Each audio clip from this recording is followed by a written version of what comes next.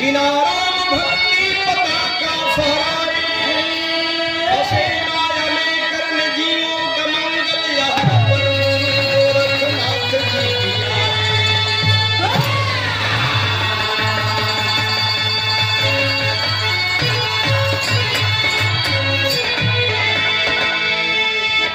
ये मेरा भारतवर्ष आर्यावर्त संतों की धरती, ऋषियों महर्षियों मनीषियों विद्वानों की धरती रहा है। नानक कबीर संत रविदास तुलसी किनारा भक्ति पताका फहराए, फंसे माया में करने जीवों का मंगल यहाँ पर गुरु गोरखनाथ जी भी आए। संतों का अवतरण किसी ना किसी हेतु होता है और बड़ा ही विस्मयकारी होता है।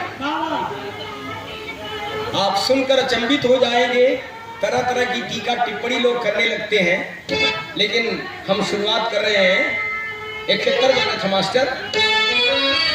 भर दे झोली मेरी या मोहम्मद, भर दे झोली मेरी या मोहम्मद, लौट कर मैं ना जाऊंगा।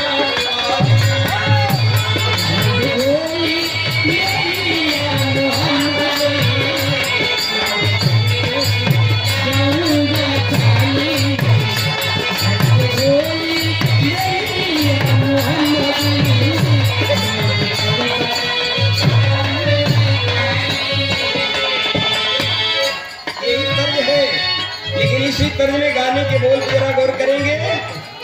लोक कल्याण खातिर जगत में, लोक कल्याण खातिर जगत में, साधु संतों का होता है।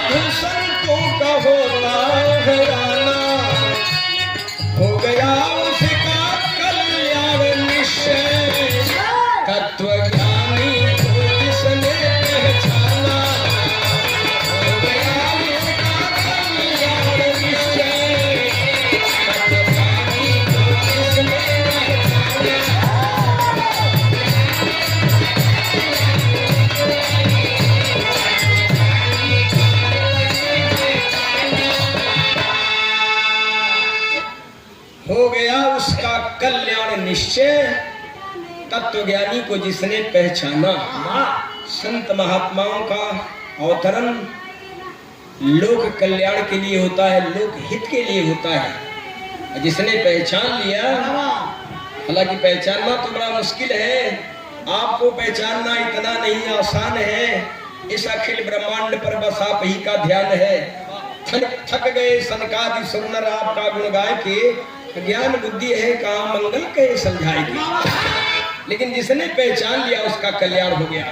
कहानी पे जरा गौर करेंगे। मच्छंदर नाथ संत बड़े तत्व ज्ञानी थे,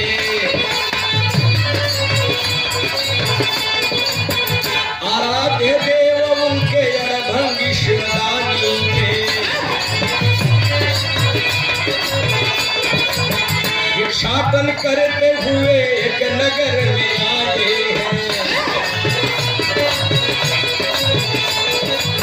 दरवाजे ब्राह्मण के जाके अलख जगाए हैं। भिक्षा दे दे माई तेरे दरवाजे आया हूँ, बड़ी आशा उम्मीद ले झोली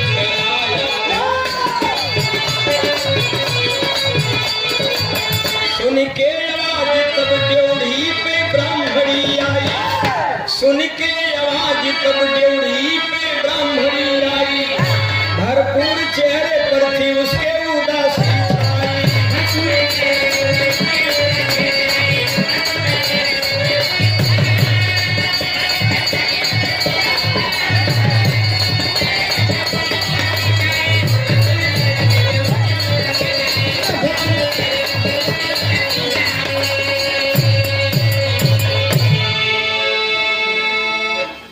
चिकोट के संत थे मच्छंद्रनाथ।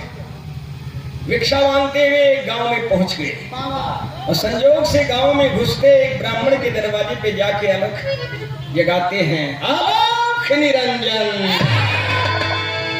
भिक्षाम दे मां, भाई भिक्षा दे दे।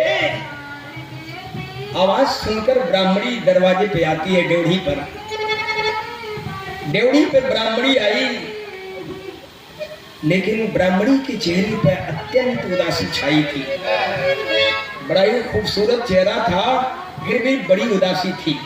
उसके चेहरे की उदासी देख करके मच्छंद्रनाथ पूछ बैठते हैं, लख के बोले हैं बाबा मच्छंदर, लख के बोले हैं बाबा मच्छंदर, माई मुझसे कुछ भी छिपाना।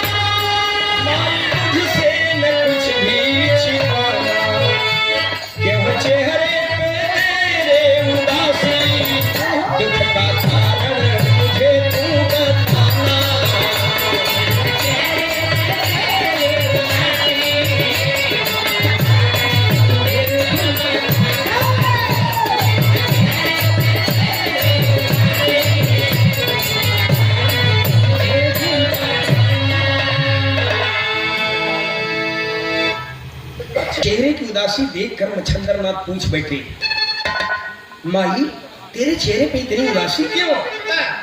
देखिए संतों की भाषा है, बिल्कुल वयस्क थी, लेकिन माई कह रहे हैं, माई तुम्हारे चेहरे पे इतनी उदासी क्यों?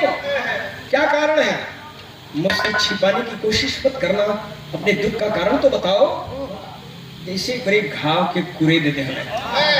इतना कहते उस ब्राह्मणी की आंखें भर आई और उसके आंखों से टप टप आंसू टपकने लगे। तर्ज बदल गई भैया, जमाना कुछ और रहल, आजकल परानी के लगे मोबाइल हो गया हो, लेकिन मोबाइल वाला बात ना हो, वो जमाना रहा चिट्ठी पाती वाला। पति परदेश हुए और चिट्ठी पाती से खबर ले हाँ मास्टर कुछ गए पौला की नहीं अंतरदेशी लिखा पाईगा तैगा की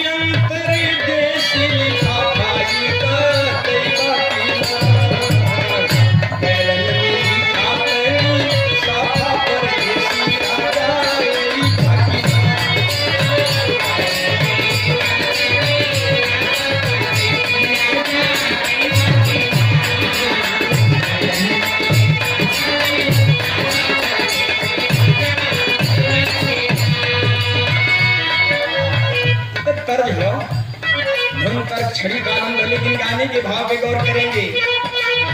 मच्छिंद्र नाथ जब इतना पूछने की तो इतना उदास क्यों है भाई? कर जोर बोली काला बरसे नयनवा एक नयनवा बिना बरसे नयनवा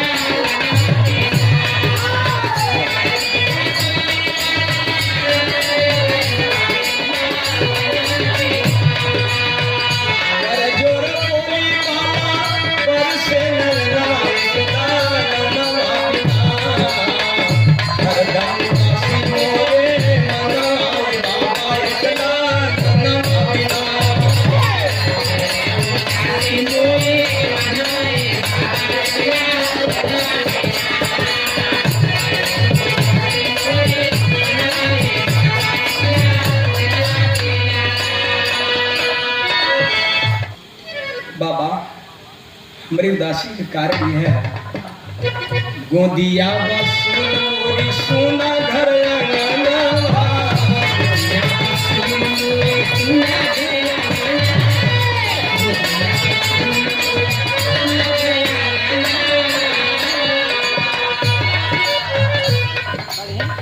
कर जोर बोली काला बरसे नयनवा एक नयनवा बिना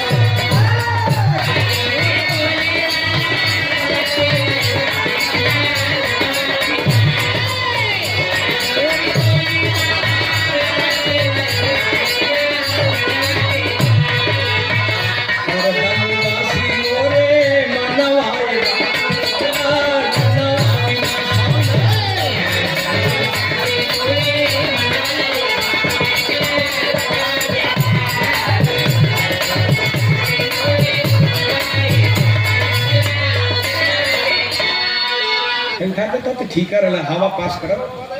उठा दे बेटा। हाँ सुना सुना। गोदिया बसून मोरी सोना घर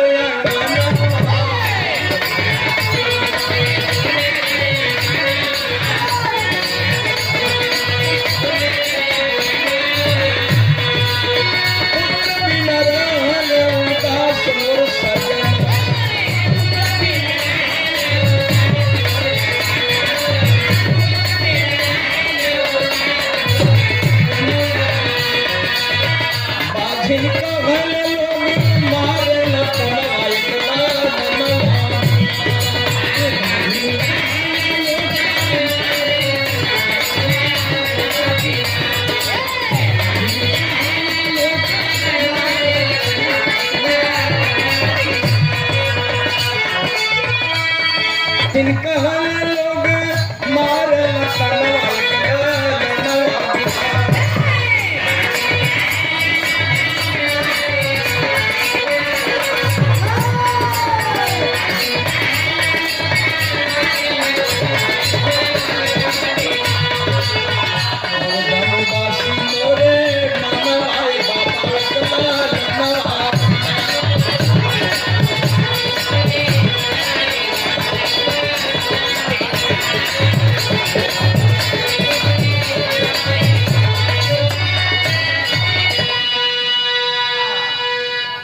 से टक टक टक टक आंसू टकके लगे। बाबा, ये उदासी का यही कारण है, कोई बाल बच्चा नहीं है। हमारे पति देव भी समाज के भय से लोग हम लोगों को बाज बाजिन कहते हैं, घर से जल्दी बाहर नहीं निकलते हैं, लोग ताना मारते हैं बाज बाजिन करके। तब देखिए बदल गई मास्टर, पारंपरिक उम्र कथा है पता ना हो, चला चली भालो पे धनिया मझिम बरसेला पनिया, चला चली भालो पे धनिया।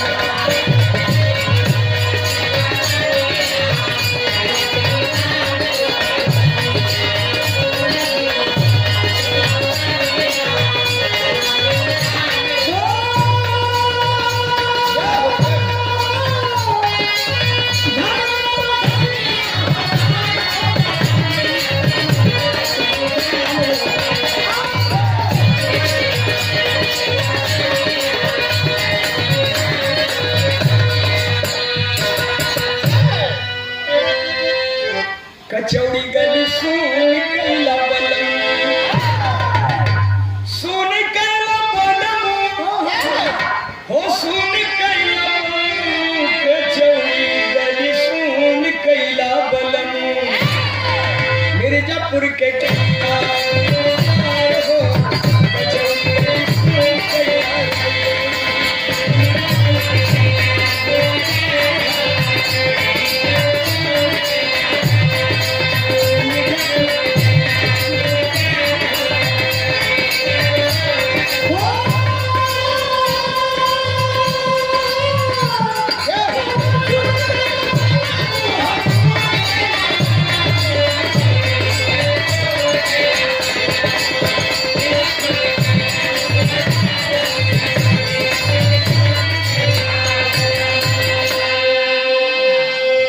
बहुत सारी धुन डुप्लीकेट है, कोई मतलब नहीं है धुन तर्ज का, बस विरह पे भाव पे गौर करें जरा।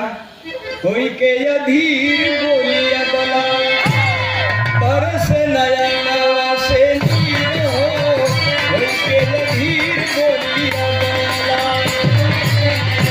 से नीर हो, कोई के अधीर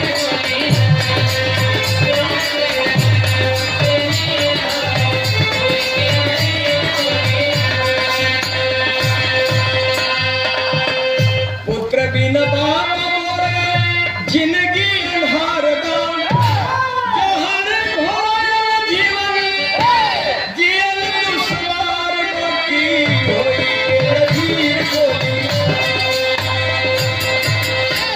के अधीर बोली अवला चुभल कर जाने तीर हो, होई के अधीर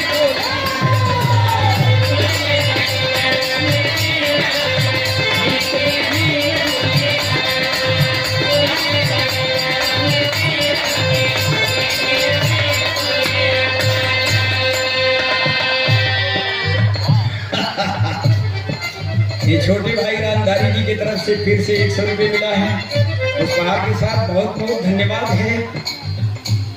ब्राह्मणी की आंखों में आंसू देखकर मच्छंदर नाथ का भी कलेजा कांप गया।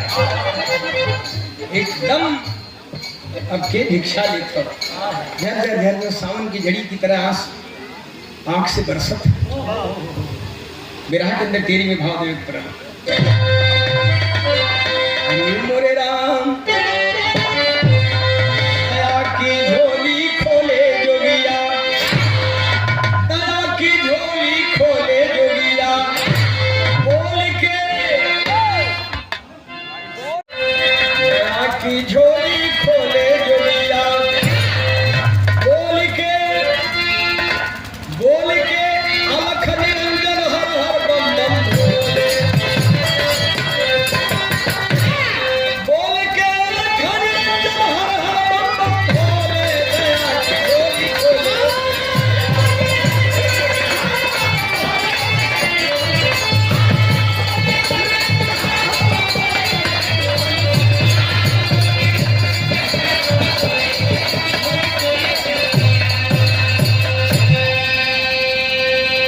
लख के दीन दशाया बलाकी,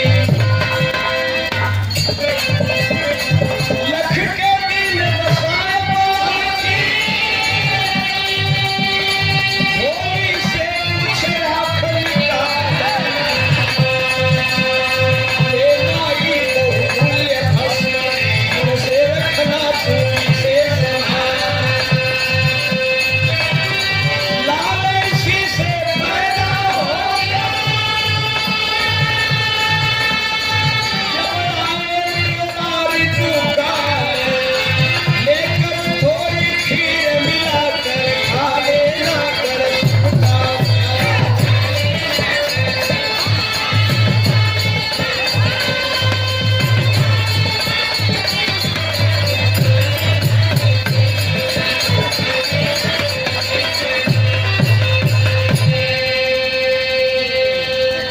झोली से एक मुट्ठी राख निकाल कर देते हैं, ले माई ये बड़ा कीमती भस्म है, बड़ा बहुमूल्य है, इसे संभाल कर रखना, लेकिन लाल इसी से पैदा होगा जब आए तेरा ऋतुकाल, लेकर थोड़ी खीर मिलाकर खा लेना कर शिव का ख्याल। ऋतुकाल में समझ रहे हैं ना, उसमें कोई बहुत शर्म की बात नहीं है, हर स्टेज से गुजरती है माताएं बहनें हमारे आपके घर की, ऋतुकाल महिलाओं का जो मासिक धर्म होता है उसको कहते हैं कि ऋतुकाल के समय गाय के दूध की खीर बनाना और ऋतुकाल से निवृत्त होके साफ सुथरा होके नहा धोके गाय के दूध की खीर बनाना, उसी खीर में इस भस्म को मिलाकर खा लेना, अवश्य तेरा मनोरथ पूर्ण होगा, अवश्य लड़का पैदा होगा। इतना कह के पिछड़ महीने जब चले लग रहे हैं तो ब्राह्मणी हाथ जोड़ के कहती है, बाबा अपना परिचय तो बता दीजिए। कहे के चल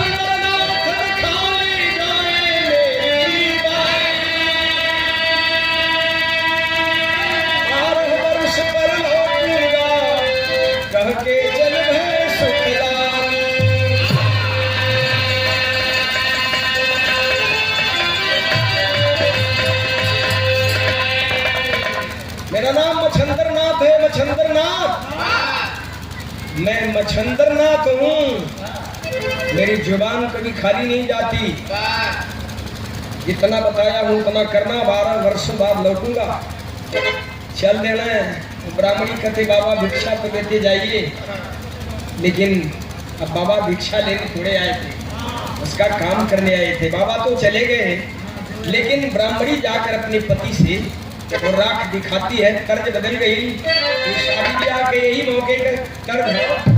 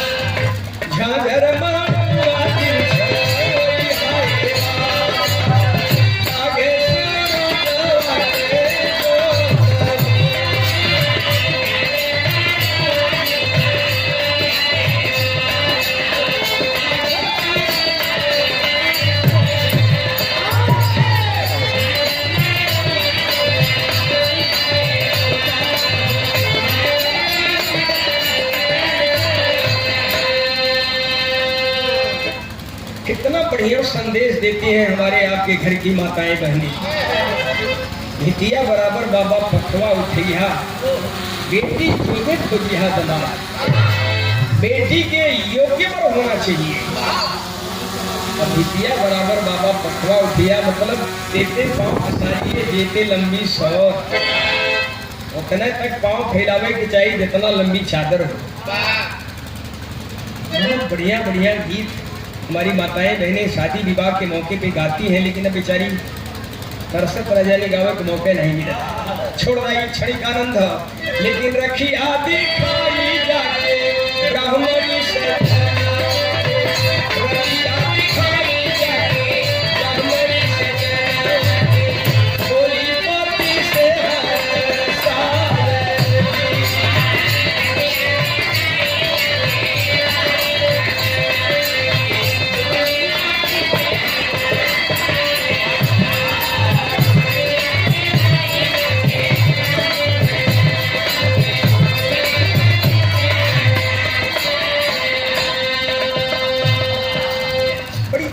बेचारी खुशी में ले जाके दिखाओ थे अपने पंडित जी के। बाबा मच्छंदर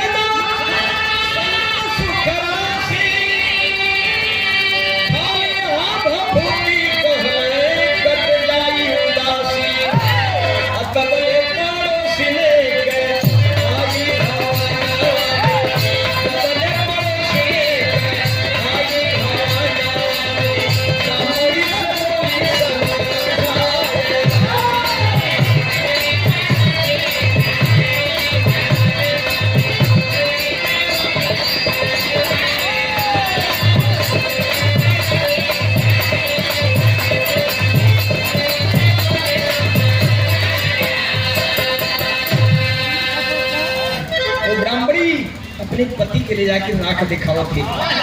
रखिया दिखाई जाके ब्राह्मण से डोली पापी से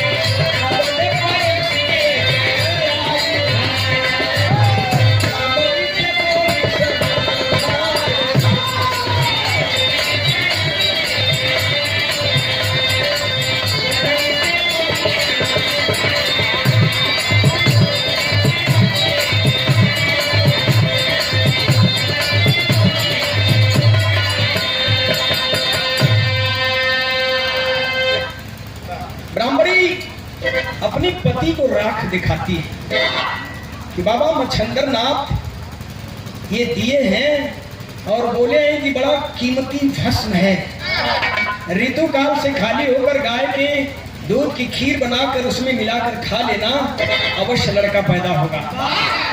संजोग से ये बात जैसे कह रही है तब तक पड़ोस की एक औरत पहुंच जाती है और पड़ोसी औरत पहुंचते ही बतिया के सुन ले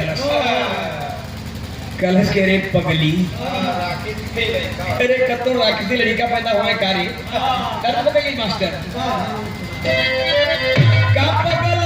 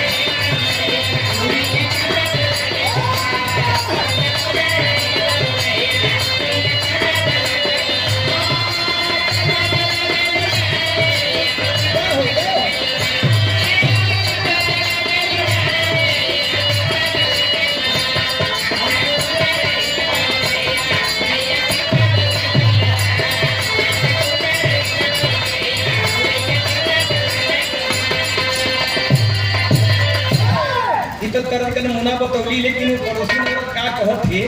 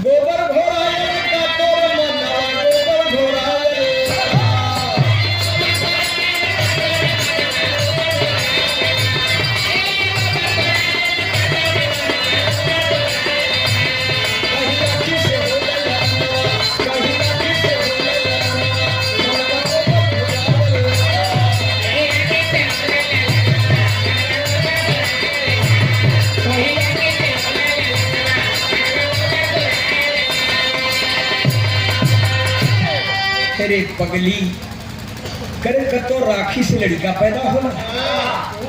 अरे यहाँ के पंडिये भी के हलस क्यों पढ़ा लिखल होगा ब्राह्मण होगा तो के सोचे के चाहिए कतो राखी से लड़का पैदा होला। साथ उठा के वाला भरम वाला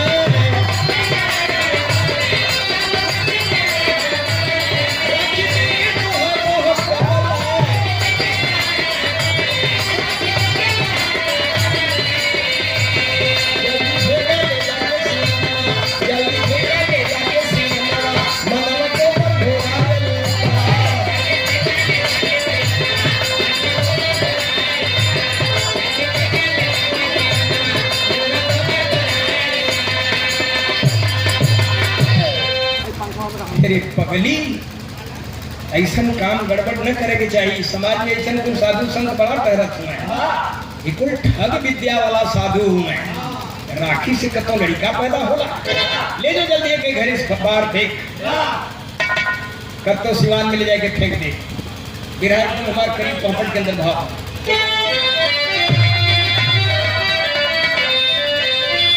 घोर पर राखी फेंकलो नीचा नाम नवा गाढ़े में, घोर पर राखी फेंकलो नीचा नवा गाढ़े में, सूर भया ब्रह्मरी के पुलियर नवा गाढ़े में।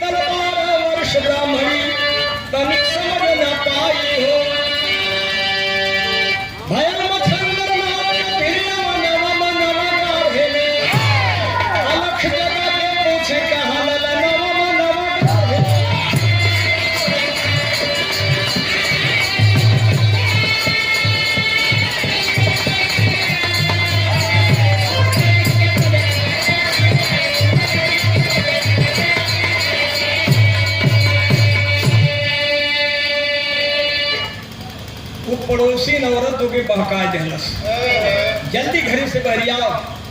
ऐसा कुल ठग विद्या वाला साधुअन का राख घरे में न रखे भैया। राखी ले जाके वही सिवान में कौनो चरवाहा गाय छाना इकट्ठे गोबर को लिया के रखे रहे, गोबर में तो पवा देलस। राख तो के तो चली आई, लेकिन बीतल 12 वर्ष ब्राह्मणी तनिक समझ ना पाई हो। भयल मछंदर नाथ का फिर मनवा गाढ़े में, अलख जगा के पूछे कहाँ ललनवा मनवा गाढ़े में। ठीक 12 वर्ष के बाद मछंदर नाथ पहुंचते हैं और पहुंचकर ब्राह्मणी के दरवाजे पे अलख निरंजन, अलख निरंजन भिक्षाम दे माँ, भाई भिक्षा दे दे। अलख निरंजन के 2 बार जब जय घोष कैले, ब्राह्मणी आई देखलस क्यों हो वह ठगवा आ गया। ब्राह्मणी जब देखलस ओ ये ठगवा तब ब्राह्मणी क्या कहलस,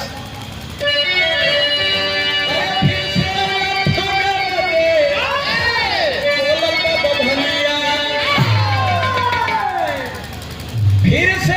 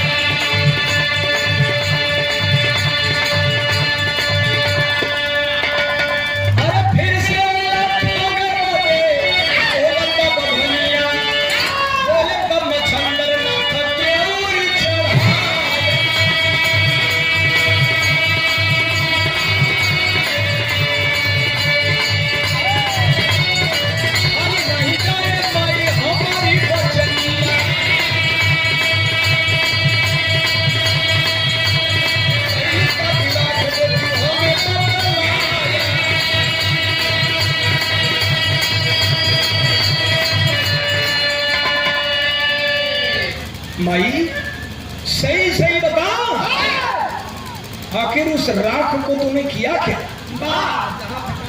अरे कालस राख जहाँ फेंका ली वहां फेंक दे ली। राख तो घूरे पर न फेंका दे, तो घूरावा पर फेंक ली। बताई जाके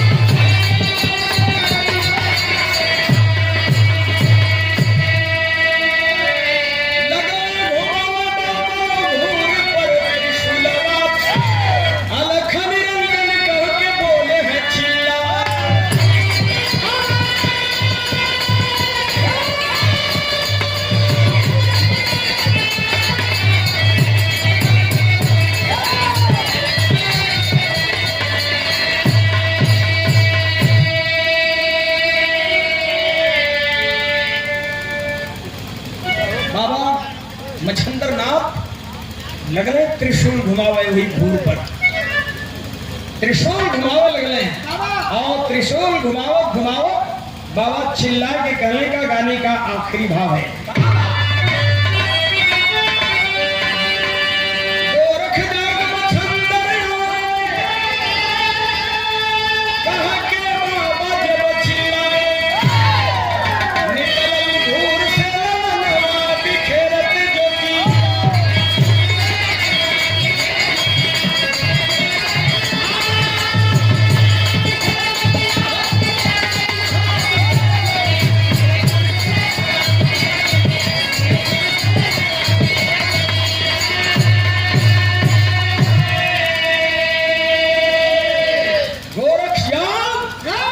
बछंदर आ गया है, आवाज लगाए निकलल घूर से ललनवा बिखेरत ज्योतिया। 12 वर्ष का क्या सुंदर बालक उस घूर से निकलता है।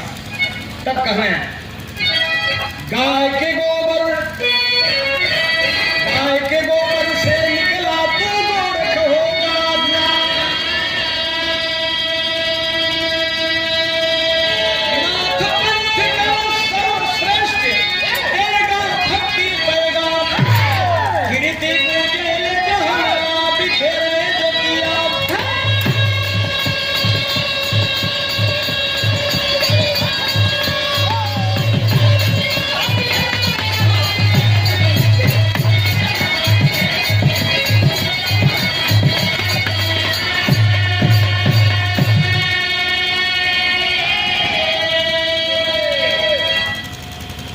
तरह तरह के मतमतांतर के लोग हैं, बहुत सारी किंवदंतियां हैं, लेकिन जहाँ तक साहित्यकारों का विचार है, कहना है कि गोरख जी की पैदाइश इनका प्राकट्य हुआ कहाँ से, तो मलिक मोहम्मद जायसी जी के जायस क्षेत्र दरमियान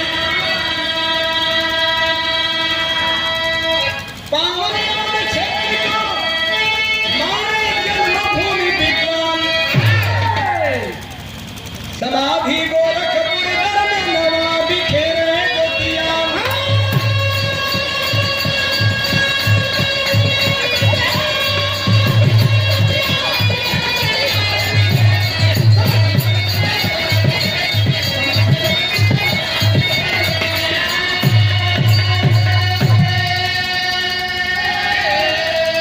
समाधि गोरखपुर दरमियानवा बिखेरे ज्योतिया। लेकिन वेद पुराण